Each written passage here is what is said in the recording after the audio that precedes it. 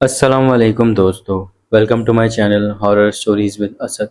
उम्मीद करता हूँ कि आप सब खैरियत से होंगे और जहाँ भी होंगे खुश होंगे। अल्लाह ताला आपको ऐसे खुश आबाद रखे और ज़िंदगी में कभी किसी का मोहताज ना करे।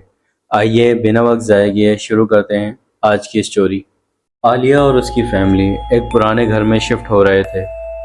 ये घर शहर से एक दूर सुनसान इलाके में था, जहाँ रात को हवाएं सरगोशियाँ करती थीं और दरख्तों के साए अजीब शक्लें बनाते थे।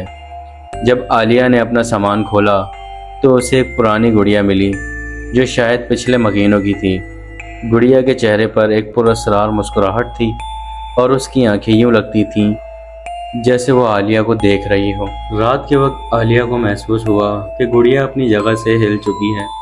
पहले तो उसने सोचा शायद इसका वहम है, मगर अगली रात जब वो जागी तो गुड़िया उसके बिस्तर के करीब पड़ी थी, जबकि आलिया ने उसे अलमारी में रखा था। घर में अजीबोगरीब चीज़ें होने लगीं। दरवाजे खुद ब खुद खुलने लगे, दीवारों पे अजीब निशान बनने लगे और आलिया को लगता जैसे कोई सरगोशियां कर रहा हो।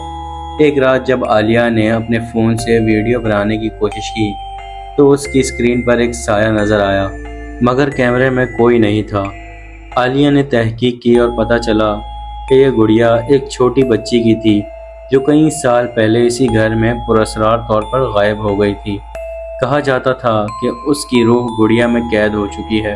एक रात जब आलिया ने फैसला किया कि वो गुड़िया को घर से बाहर फेंक देगी, मगर जैसे ही वो दरवाजे तक पहुंची, गुड़िया खुद ब खुद उसके हाथ से गिर गई और उसकी आंखें चमकने लगी। अचानक पूरा घर लरजने लगा और आलिया की चीखें पूरे इलाके में गूंजने लगी। अगली सुबह आलिया के वालिदैन ने देखा कि आलिया बेहोश पड़ी थी और गुड़िया गायब हो चुकी थी, मगर आलिया के कमरे की दीवार पर एक जुमला लिखा था, मैं वापस आऊंगी। रात के साए घने हो रहे थे। हसन एक सुनसान सड़क पर अपनी गाड़ी चला रहा था। रास्ता सन्नाटे में डूबा हुआ था और हवा में एक पुरअसरार खामोशी थी। हसन ने अपने रेडियो की आवाज़ बढ़ा दी, मगर अचानक रेडियो में सिर्फ सरसराहट सुनाई देने लगी, जैसे कोई कमज़ोर सी आवाज़ उससे बात करना चाह रही हो। चंद मिनट बाद हसन ने एक नौजवान लड़की को सड़क के किनारे खड़े देखा। वो सफ़ेद लिबास में थी और सर झुकाए खड़ी थी। हसन को कुछ अजीब सा लगा, मगर उसने गाड़ी रोकी और पूछा, आपको कहीं जाना है?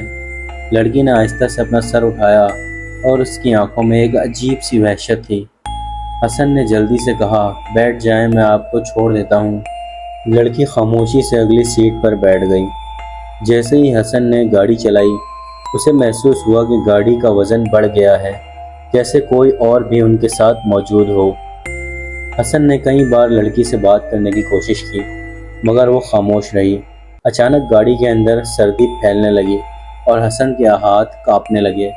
रियर व्यू मिरर में हसन ने देखा कि लड़की के चेहरे पर एक धुंधला सा साया नमूदार हो रहा है, जैसे वो आहिस्ता आहिस्ता कोई और शक्ल इख्तियार कर रही हो। हसन ने परेशानी में लड़की से पूछा, आप ठीक तो हैं? लड़की ने आहिस्ता से कहा, ये वही रास्ता है जहाँ मेरी जान ले ली गई थी।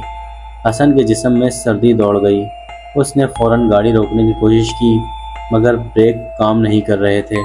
लड़की ने आहिस्ता से हसन की तरफ देखा और जैसे ही हसन ने उसकी आंखों में देखा, वो चीख उठा। उसकी आंखों में सिर्फ अंधेरा था।